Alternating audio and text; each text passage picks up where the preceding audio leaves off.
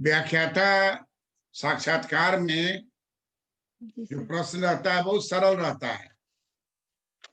आप कैसे बोलते हैं ये वहां देखता है, कैसे स्टूडेंट को आप पढ़ाइएगा वो देखता है। कोई वहां पीएचडी करके तो लोग आया हुआ है तो उसके विद्वता पर थोड़ी शक है उसको, लेकिन कौन कैसे बोलता है ये महत्वपूर्ण है। ठीक है, तो आज जो हम पूछ रहे हैं कि मान लीजिए आप पीपीएससी लेक्चरर में आप गए, इंटरव्यू देने के लिए गए, इंटरव्यू में घुसते ही आपसे पूछ दिया कि सामान्य वस्तु और घटिया वस्तु में क्या अंतर है, तो क्या जवाब देंगे? श्रीमान, सामान्य वस्तु पे आय का प्रभाव पॉजिटिव होता है और घटिया वस्तु में आय का प्रभाव नेगेटिव होता है। ऐसा कोई केस स्टडी भी है? केस स्टडी मतलब सर? कोई किसी के नाम से ये बात दिया गया है? जी सर, गिफेन पैराडॉक्स है। गिफेन पैराडॉक्स है सर। मनीषा बताइए, गिफेन पैराडॉक्स क्या बतलाता है? श्रीमान, गिफेन पैराडॉक्स हमें यह बताता है कि घटिया वस्तु का कीमत घटने पर उसका मांग घट जाता है, जैसे मरुआ, ज्वार, बाजरा ईटीसी। करेक्ट। श्वेता तुम बताओ, गिफेन पैराडॉक्स किसे कहते हैं? सर, गिफेन पैराडॉक्स में मांग का नियम श्रीमान, गिफेन पैराडॉक्स में मांग का नियम नहीं लागू होता है। मतलब मांग का नियम का ये अपवाद है। इसमें मूल्य गिरने पे किसी वस्तु की मांग नहीं बढ़ती है, मांग घट जाती है, और मूल्य बढ़ने पे मांग बढ़ जाती है। जैसे घटिया वस्तु जैसे ये मरुआ सब है होता है, तो इसका अगर दाम घट जाता है तो लोग इसको नहीं खरीद के कुछ अच्छा वस्तु जैसे गेहूं लोग खरीदने लगते हैं। करेक्ट। दूसरा सवाल है कि डब्ल्यू रोस्टो ने ग्रोथ का कितना स्टेज बतलाया है? सर आवाज नहीं आई।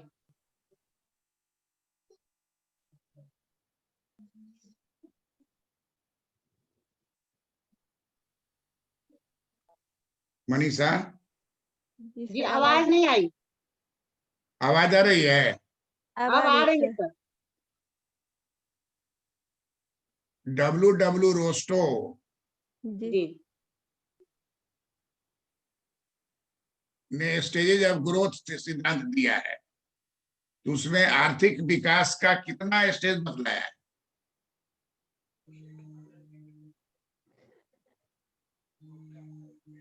स्टेजेज कितने प्रकार का होता है ग्रोथ का? जी स्टेज तो है।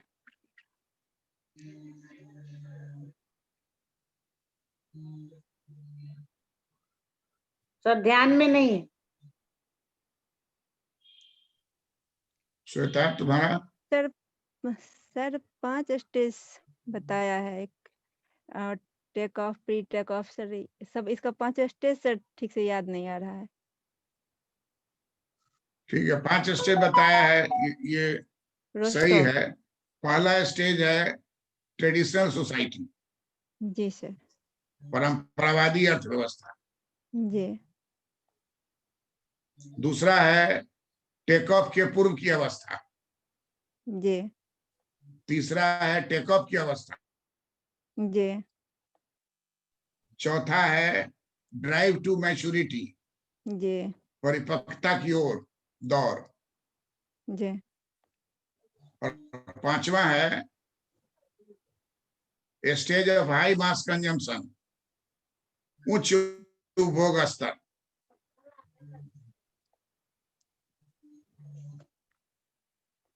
सर उच्च उपभोग स्तर का सर है ना, शुरू से उच्च उपभोग। शुरू में लिखो नंबर 1, फर्स्ट स्टेज लिखो, फर्स्ट स्टेज।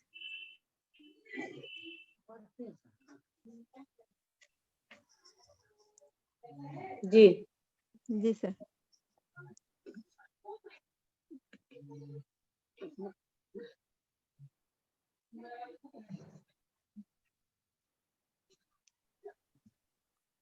जी फर्स्ट स्टेज।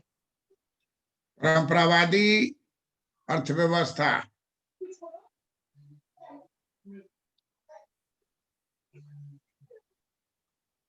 परंपरावादी अर्थव्यवस्था जो है वो कृषि प्रधान होता है और लघु उद्योग रहता है, कुटीर उद्योग रहता है, लघु उद्योग रहता है। जी सर।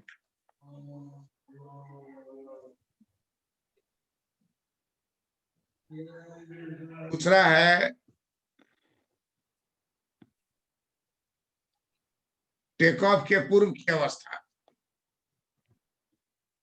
टेक ऑफ का हिंदी होता है आत्मस्फूर्ति। जी आत्मस्फूर्ति। आत्मस्फूर्ति की अवस्था। आत्मस्फूर्ति के पहले की अवस्था होगा ना। हाँ, आत्मस्फूर्ति के पूर्व की अवस्था। तो इसमें सड़क बनने लगेगा, नहर बनने लगेगा, रेल बनने लगेगा, इंफ्रास्ट्रक्चर बनने लगेगा, उद्योग चलने लगेगा, मशीनों का प्रयोग बढ़ने लगेगा। ये सब काम होगा आत्मस्फूर्ति अवस्था के पूर्व की अवस्था, आत्मस्फूर्ति के पूर्व की अवस्था।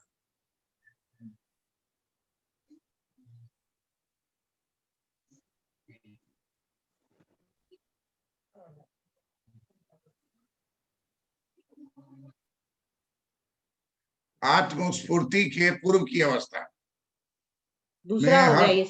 हो गया। जी सर। जी में सारा डेवलपमेंट, इंफ्रास्ट्रक्चर का डेवलपमेंट होगा।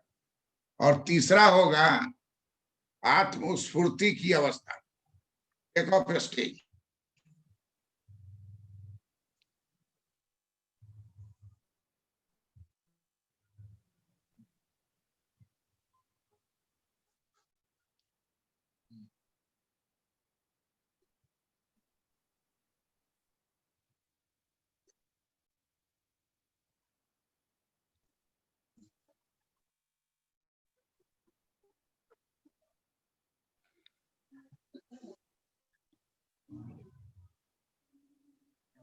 और इसमें किसी का सहारा लेने का जरूरत नहीं है। अर्थव्यवस्था स्वयं विकास के दौर में आगे बढ़ने लगेगा।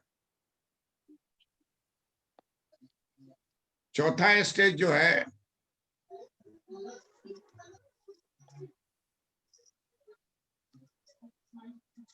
जी चौथा स्टेज को कहा जाता है drive to maturity,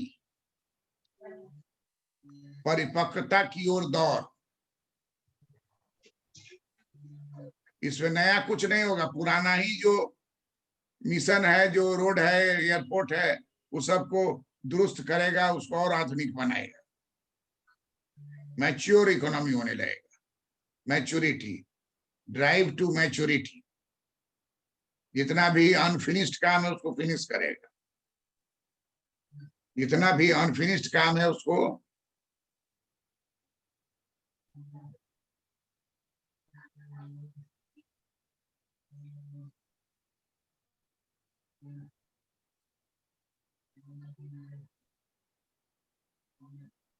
ji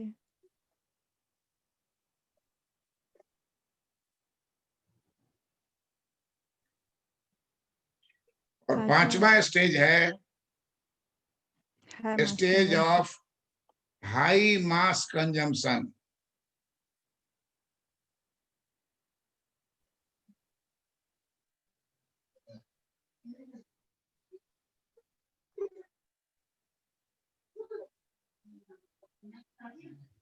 high mass consumption,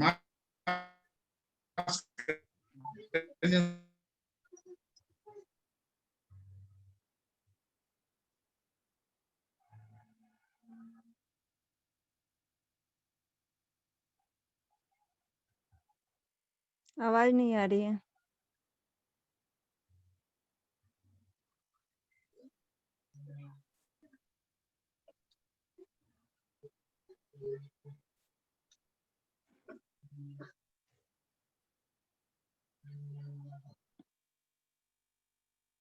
sir 5वां क्या हुआ? Stage of high mass consumption. Consumption. हाँ 34 करोड़ अमेरिका में आबादी है, जी। तो 34 करोड़ कार तो रोड पर दौड़िए रहा है। 34 करोड़ से ज्यादा दौड़ सकता है, क्योंकि एक व्यक्ति को 2 कार, 3 कार, 4 कार भी हो सकता है। जी। ये हुआ मास कंजम्पशन। जितना स्टूडेंट है सबको कार है, जितना मजदूर है सबको अच्छा, कार है। हिंदी में कैसे कर सकते हैं सर? मास अच्छा। मतलब होता है सब लोग, अधिक मात्रा में सर उपभोग, हर एक अधिक चीज का मास कंजम्पशन में अधिक उपभोग स्तर, अधिक उपभोग सर।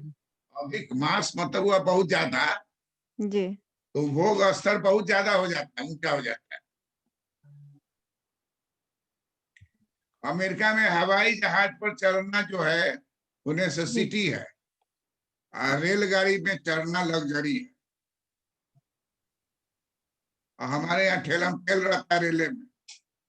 जी सर। हवाई जहाज में कम लोग चढ़ता है, ज्यादा लोग रेलवे में चढ़ता है, पैसे नहीं है उतना।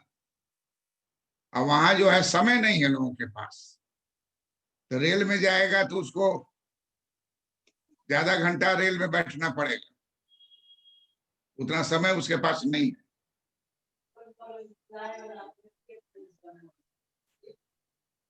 तो stage of high mass consumption क्या कहेंगे? Stage of high mass consumption. अब फिर से पूछ रहे हैं सवाल। मनीषा आप बताएं कि डब्ल्यू रोस्टो ने स्टेज ऑफ ग्रोथ के बारे में क्या कहा? श्रीमान डब्ल्यू रोस्टो ने स्टेज ऑफ ग्रोथ की 5 अवस्था को बताया है। पहला है परंपरावादी अर्थव्यवस्था, दूसरा है आत्मस्फुरना की पूर्व की अवस्था, तीसरा है आत्मस्फुरना की अवस्था, चौथा है आत्मस्फूर्ति की अवस्था, आत्मस्फूर्ति आत्मस्फूर्ति की अवस्था। हाँ। 5वां है परिपक्वता की ओर दौड़, चौथा चौथा है परिपक्वता की ओर दौड़, और 5वां है stage of high mass consumption. तुम श्वेता बोलो। श्रीमान डब्ल्यू रोस्टोव ने आर्थिक विकास की 5 अवस्थाओं को बतलाया है। पहला परंपरागत अर्थव्यवस्था, दूसरा आत्मस्फूर्ति की पूर्व की अवस्था, आत्मस्फूर्ति की अवस्था, और परिपक्वता की ओर की अवस्था, और उच्च उपभोग स्तर की अवस्था। वाह मनीषा, फिर तुम बोलो दोबारा।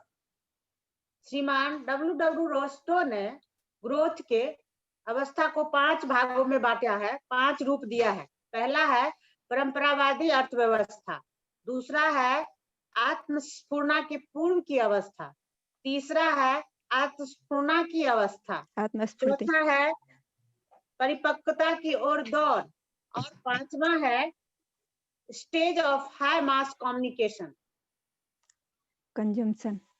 Sorry stage of high mass consumption. Annapurna क्या है बोल रही हो? आत्मस्फूर्ति 2 नंबर में क्या बोलती? आत्मस्फूर्ति। आत्मस्फूर्ति 2 नंबर में क्या है? आत्मस्फूर्ति के पूर्व की अवस्था। हाँ तो गड़बड़ा लड़खड़ा जाता है तुम्हारा ना। फिर बोलो एक बार, लड़खड़ाओ नहीं है। आत्मस्फूर्ति 2 टर्म है। आत्मस्फूर्ति की पूर्व की अवस्था, आत्मस्फूर्ति की अवस्था। हाँ उसके बाद परंपरावादी अर्थव्यवस्था, परिपक्वता की ओर दौड़, चौथा परिपक्वता की ओर दौड़, और 5वां stage of high mass consumption, उच्च स्तर का, उच्च उपभोग स्तर की अवस्था। लिख लो हिंदी में। जी सर। उच्च उपभोग स्तर की अवस्था जी।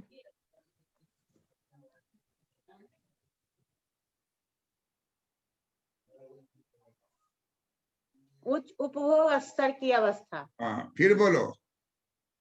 श्रीमान डब्ल्यू रोस्टो ने आर्थिक विकास के 5 स्तर को बताया है।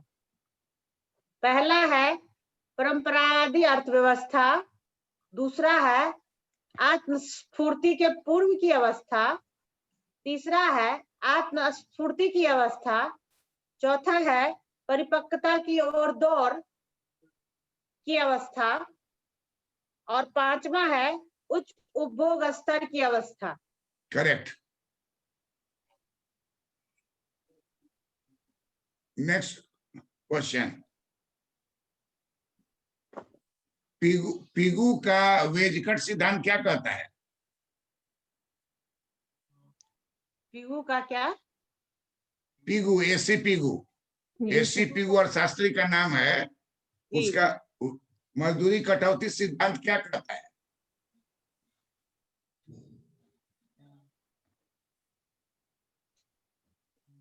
किसको सर बोलना है? बोलो तो भी। श्रीमान, एसी पिगू के मजदूरी कटौती सिद्धांत यह बतलाता है कि अगर मजदूरी दर को हम कम कर देंगे तो पूर्ण रोजगार की अवस्था में हो जाएगी, यानी बेरोजगारी दर को कम किया जा सकता है मजदूरी दर को कम करके। करेक्ट। फिर बोलो एक बार।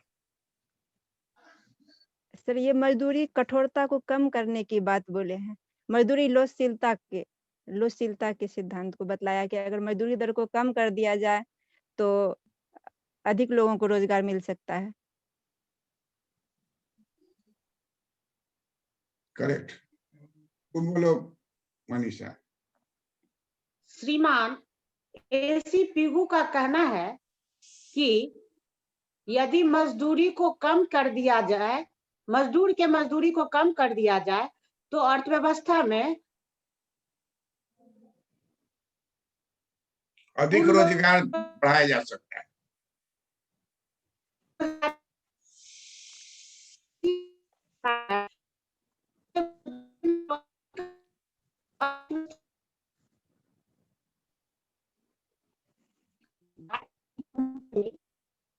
जूता बनाती है, जूता बनाने की मजदूरी में कटौती कर लिया जाए तो जूता का मूल्य कम हो जाएगा, जूता का उपभोग बढ़ जाएगा, अधिक से अधिक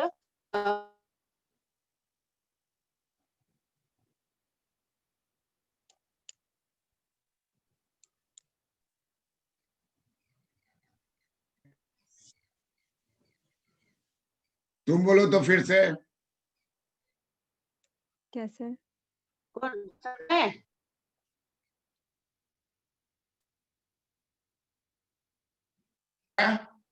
जी सर। जी सर। सर, आवाज नहीं आ रही। तुम बोलो तो फिर से। सर, हमको बोलना है? हाँ। श्रीमान, एसी पिगू महोदय का मजदूरी कटौती सिद्धांत यह बतलाता है कि अगर मजदूरी दर को कम कर दिया जाए तो अर्थव्यवस्था में बेरोजगारी दर को घटाया जा सकता है, यानी रोजगार को बढ़ाया जा सकता है। तुम बोलो मनीषा फिर। श्रीमान, मनीषा। एसी पिगू महोदय का। जी सर, आ रही है आवाज सर? हाँ, आवाज आ रही है। श्रीमान, एसी पिगू महोदय का कहना है यदि मजदूर की दूरी को कर दिया जाए तो अर्थव्यवस्था में रोजगार को बढ़ाया जा सकता है। जैसे कि एक जूता की कंपनी बाटा है, जूता बनाने वाली बाटा अपने मजदूर की मजदूरी में कटौती कर लेता है तो जूता का मूल्य कम हो जाएगा, जूता का उपभोग बढ़ जाएगा, रोजगार का स्तर बढ़ जाएगा, वो अपने कंपनी में अधिक से अधिक मजदूर को रोजगार दे सकेगा। Correct, very fine. केन्स महोदय वेज कट मजदूरी कटौती सिद्धांत के पक्ष में है कि विपक्ष में है? वो विपक्ष में है। केन्स महोदय जो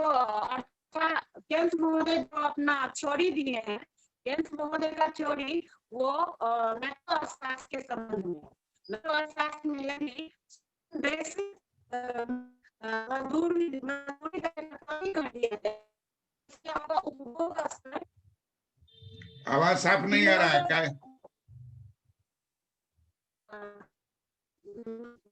प्रॉब्लम है।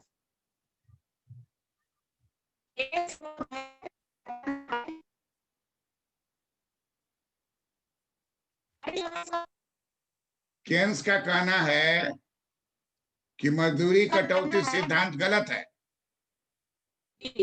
मनीषा, मनीषा, मनीषा, मनीषा, मेरा आवाज सुन रही हो?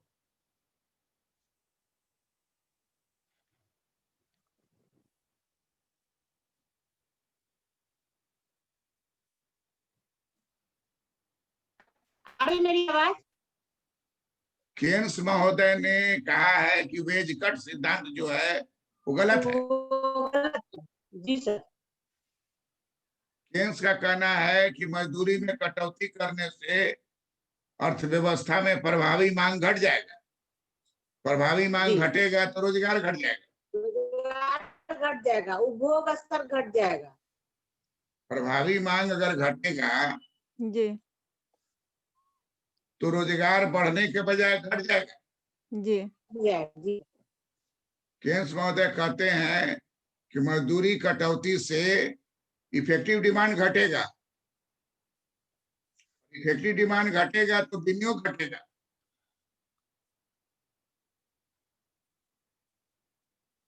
पूरे देश का उपभोग घटेगा वो घट जाएगा और अर्थव्यवस्था में और बेरोजगारी बढ़ जाएगी। हो जाएगी।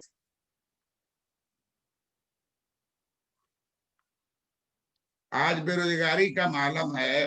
अभी देखिएगा, लॉकडाउन में सबका सैलरी अदा कर दिया है, बहुत को जॉब से निकाल दिया है, बहुत को जॉब में रखे हुआ है तो उसका सैलरी कम कर दिया है। जी तो इससे देश में रोजगार बढ़ेगा कि घटेगा? घटेगा सर। घटेगा, रोजगार घटेगा। इसी बात को केन्स कहते हैं कि अगर वेज कट कीजिएगा, मजदूरी का कटौती कीजिएगा तो पूरे देश में इसका प्रभाव पड़ेगा कि इफेक्टिव डिमांड घट जाएगा। एक फैक्ट्री का बात नहीं है, पूरे देश का बात।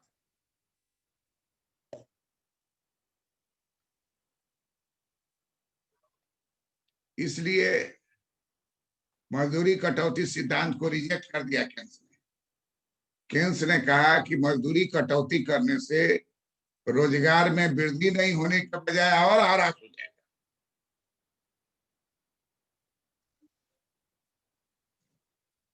जी सर। क्लियर है? जी जी सर। मनीषा, क्लियर है? जी सर, क्लियर है।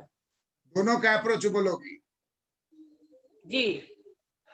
पीगू का बोलोगी या उसका कंट्राडिक्ट कर दोगी कि केन्स ने क्या कहा? जी बोले क्या सर? बोलो। श्रीमान, मजदूरी कटौती का सिद्धांत पीगू महोदय ने दिया है। पीगू महोदय का कहना है कि मजदूरी में कटौती से रोजगार में वृद्धि किया जा सकता है। जैसे कि एक बाटा की कंपनी यदि अपने मजदूर की मजदूरी में कटौती कर लेता है तो इससे वो जूता के मूल्य में कमी होगी, जूता का मांग बढ़ जाएगा, वो अधिक से अधिक मजदूर को रोजगार दे सकेगा। लेकिन श्री केन्स महोदय का कहना है कि मजदूरी में कटौती करने से प्रभावपूर्ण मांग घट जाएगा। इससे क्या होगा? अर्थव्यवस्था में बेरोजगारी की स्थिति उत्पन्न हो जाएगी, उपभोग कम हो जाएगा, विनियोग कम हो जाएगा और अर्थव्यवस्था में बेरोजगारी की स्थिति उत्पन्न हो जाएगी। यह मजदूरी का कटौती सिद्धांत सही नहीं है, केन्स महोदय का कहना। एक फर्म पर ये लागू किया जाए, एक इंडस्ट्री पर, तो उस इंडस्ट्री में रोजगार बढ़ जाएगा। जी। एक इंडस्ट्री पर लागू किया जाए तो पीगू का सिद्धांत सही है, माइक्रो। जी। लेकिन अगर पूरे देश में एक साथ मजदूरी घटा दिया जाए जी तो पूरे देश का इफेक्टिव डिमांड क्या होगा? घट जाएगा सर। पूरे देश का इफेक्टिव डिमांड घट जाएगा, पूरे देश का विनियोग घट जाएगा, पूरे देश में बेरोजगारी भयावह रूप से फैल जाएगी। इसलिए पीगू महोदय ने वेज कट सिद्धांत को रिजेक्ट कर दिया। केन्स महोदय ने रिजेक्ट किया। केन्स महोदय ने पीगू रिजेक्ट के कर दिया सिद्धांत को सर। रिजेक्ट कर दिया और अपना सिद्धांत दिया effective demand, theory of effective demand. Clear है? जी जी सर। क्लियर।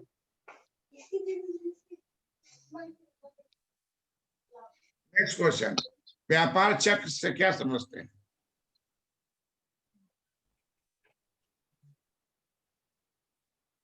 श्रीमान, यह पूंजीवादी अर्थव्यवस्था में तेजी और मंदी को दर्शाता है।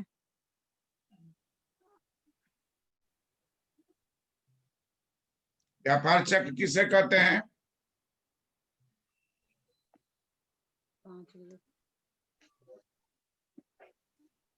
पूंजीवादी अर्थव्यवस्था में उत्पादन में उतार चढ़ाव का दौर चलता है। पूंजीवादी अर्थव्यवस्था में उत्पादन का उतार चढ़ाव का दौर चलता है चढ़ाव का दौर चलता है और अर्थव्यवस्था में अर्थव्यवस्था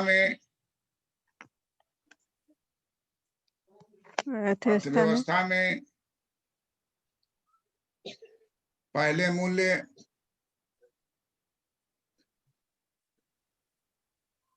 मूल्य को अगर धीरे धीरे बढ़ने देते हैं मूल्य तो उसको कहा जाता है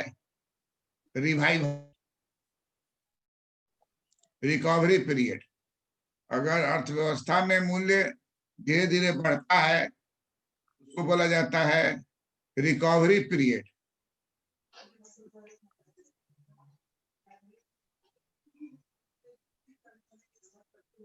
फिर तेजी से मूल्य बढ़ने लगता है तो उसको कहा जाता है इन्फ्लेशन, मुद्रास्फीति। और बढ़ते बढ़ते ऊंचाई पर मूल्य चला जाता है तो उसको कहा जाता है पीक पीरियड।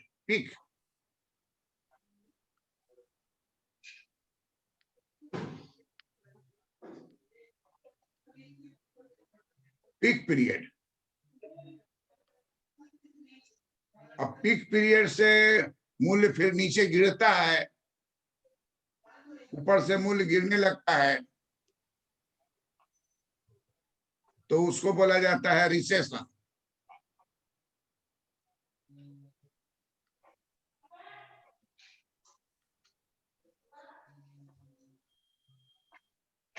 और फिर रुका नहीं, एकदम और नीचे गिर गया मूल्य, उत्पादन और नीचे गिर गया, तब कहा जाता है डिप्रेशन, मंदी।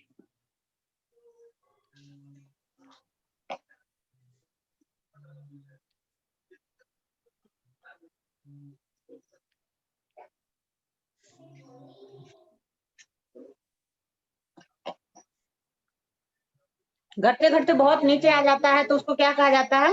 मंदी काल, मंदी काल, डिप्रेशन। डिप्रेशन। इसी को अगर आपको कहता है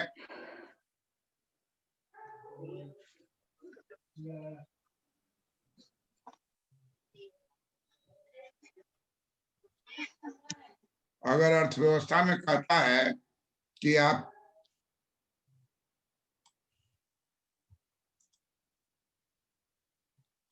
चित्र से दर्शाइए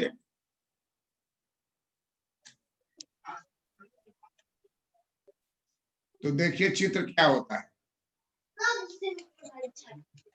बोर्ड पर देखिएगा, ऐसे लाएंगे, ऐसे गिराएंगे, ऐसे लाएंगे, ऐसे गिराएंगे, ऐसे लाएंगे, ऐसे। जी सर। यही है जीएनपी। और यहां से एक तिरछा लाइन खींचेंगे तो ये एवरेज इक्विलिब्रियम पॉइंट हो गया, A B C D, A B से डी। इसी पॉइंट को कहते हैं पीक और इस पॉइंट को कहते हैं ट्रफ, TRUGH। इसको कहते हैं TROUGH, ट्रफ। इश्यू का ट्रफ, इश्यू कहते हैं क्राइसिस, संकट, क्या कहते हैं? क्राइसिस। संकट, क्राइसिस। अब देखो नाम देखो, ये जो नीचे से ऊपर जा रहा है इसको बोला जाता है रिकवरी, रिफ्लेशन। रिफ्लेशन, पहले फ्लेशन, फ्लेशन से सब जुड़ा हुआ लिखो। रिफ्लेशन नीचे वाला होगा इन्फ्लेशन, रिफ्लेशन, और इसको कहेंगे इन्फ्लेशन, इन्फ्लेशन, और इसको कहेंगे डिफ्लेशन। इन्फ्लेशन।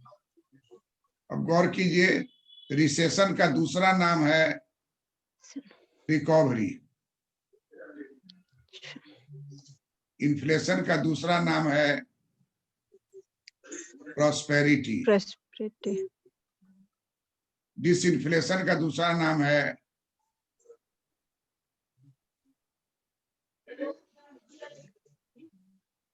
रिसेशन, रिसेशन,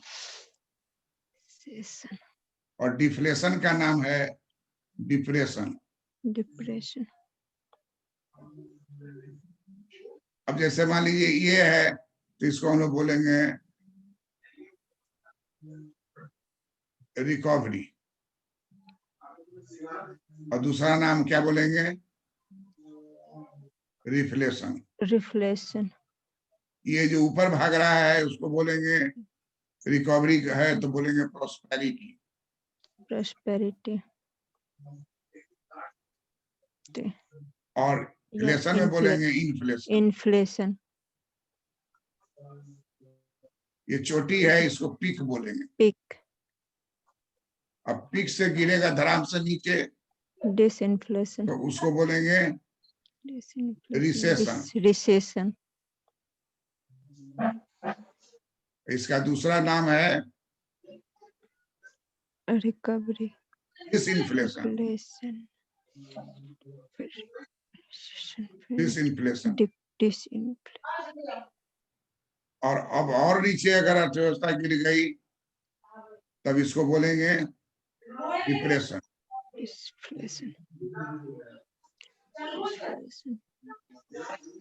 और इसी का दूसरा पुकार नाम है डिफ्लेशन। इस पूरे चक्कर को कहेंगे deflation, trade cycle, trade cycle. Trade cycle.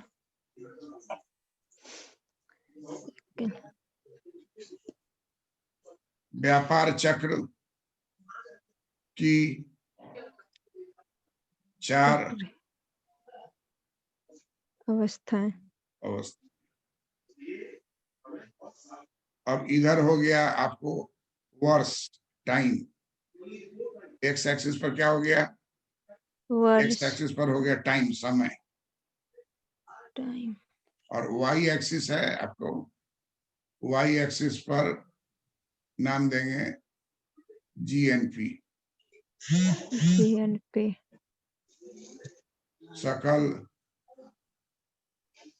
सकल राष्ट्रीय उत्पाद, राष्ट्रीय उत्पाद।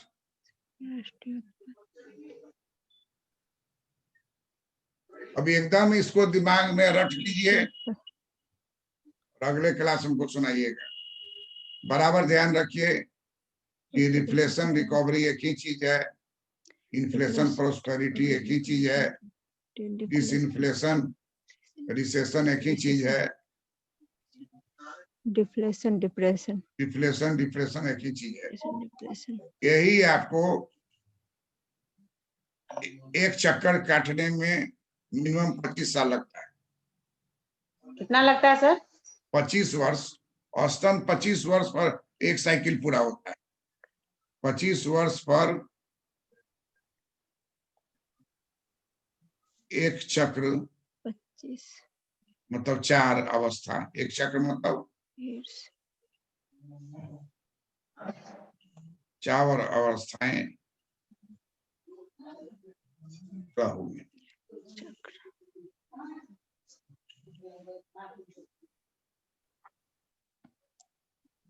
और ये पूंजीवाद की विशेषता है, पूंजीवाद का एक कैरेक्टर है।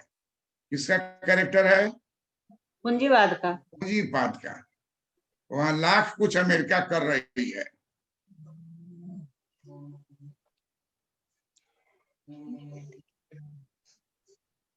लाख अमेरिका कुछ कर रही है। जी सर।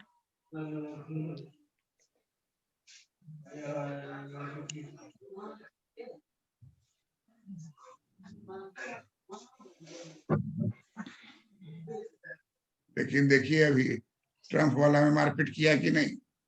जी सर। रिकवरी। पूंजीवाद।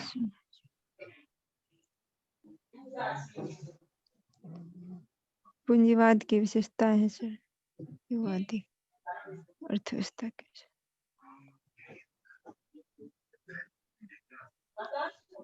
इसका मूल्य स्तर जो है यही पहचान है, जीएनपी पहचान है, मूल्य स्तर।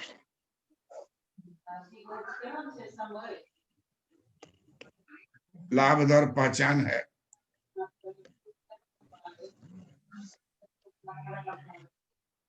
आय स्तर पहचान है।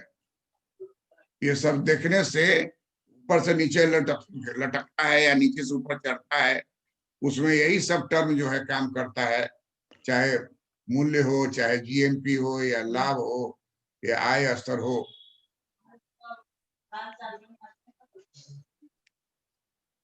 और ये जो लकीर खींचे हैं इसको बोलते हैं जी। ट्रेंड, ट्रेंड लाइन है। Trend line.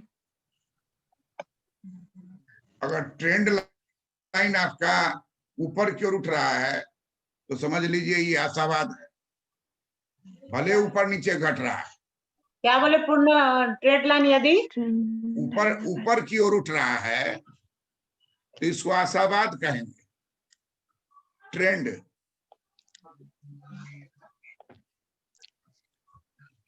ये चित्र बन गया ना? जी सर।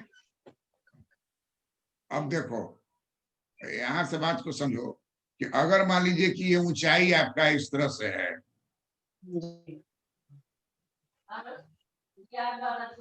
इसमें ऐसा हो जाएगा, ट्रेंड हॉरिजॉन्टल हो जाएगा। तो दीर्घकाल में इसको बोलेंगे एस्थेटिक, एस्थेटिक अर्थव्यवस्था। क्या कहेंगे? एस्थेटिक अर्थव्यवस्था। अगर मान लीजिए कि दीर्घकाल में जो है आपका हेडिंग हो रहा है लेकिन और नीचे नीचे जा रहे हैं आप, तो ट्रेंड बनाइएगा तो डाउनवर्ड हो जाएगा। तो ये जीएनपी का इस तरह का अगर डाउनवर्ड ट्रेंड होगा तो इसको कहा जाएगा ह्रासमान ग्रोथ।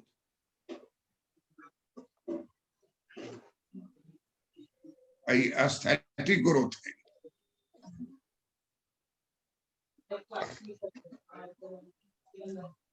क्लियर है?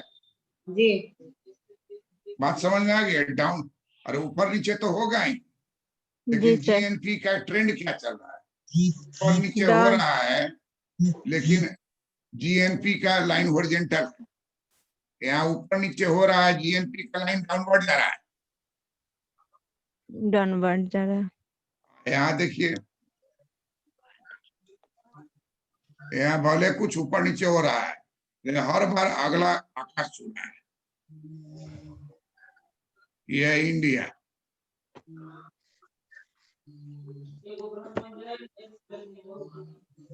लाख कोरोना हुआ ही हुआ अपना देश चल रहा है।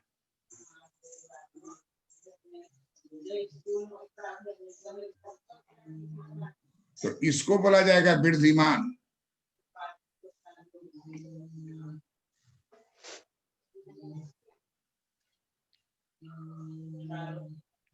वृद्धिमान ग्रोथ,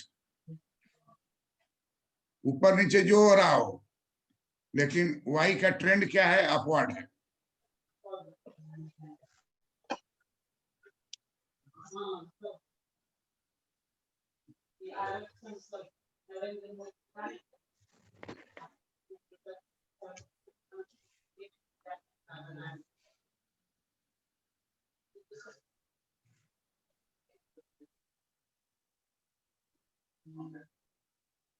क्लियर हो गया? जी सर। That's all. अभी सबको ठीक से रिवाइज अपने में अकेले बैठ करके बुदबुदाओ, आईना के सामने में बोलो, कैसे अर्थव्यवस्था को हम वृद्धिमान ग्रोथ मानेंगे? तो बोलेंगे कि व्यापार चक्र का साइकिल तो पीक है और ऊंचा होता चला जाए तो वृद्धिमान होगा। स्थैतिक ग्रोथ क्या मानेंगे? जब हर व्यापार चक्र का पीक स्थिर है। ह्रासमान कब मानेंगे? जब पीक नीचे की ओर जाता है। पीक जब जब हर नीचे बार की ओर। पीक जो है साइकिल नीचे की ओर ले जा रहा है। इस तरीके से व्यापार चक्र जो है जी सर। अर्थव्यवस्था के आर्थिक स्थिति के दीर्घकालीन ट्रेंड को बतलाता है।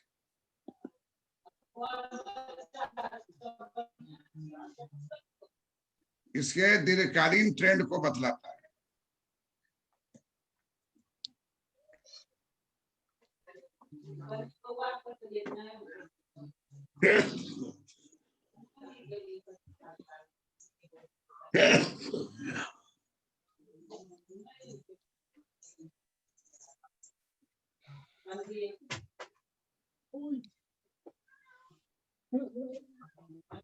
क्लियर है? जी सर।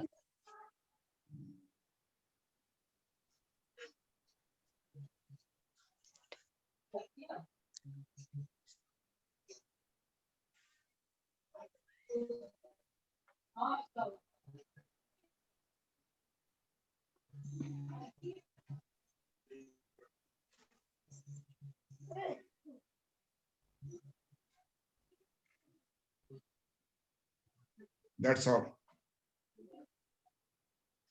ओके, प्रणाम सर। प्रणाम सर।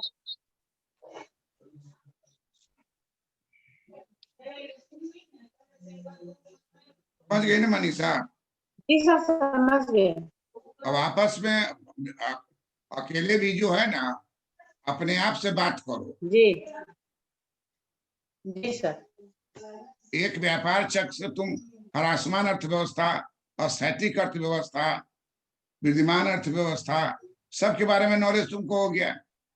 4 गो नाम जी सर। की जगह 8 गो नाम जान गई। जी 4 गो नाम की जगह पर क्या जान जी गई? सर। 8 नाम जाने। 8। सोचो। That's all. Thank you. Okay प्रणाम। मनीषा का हाथ नहीं देख रहे हैं। जी प्रणाम सर, हम लिखने लगे।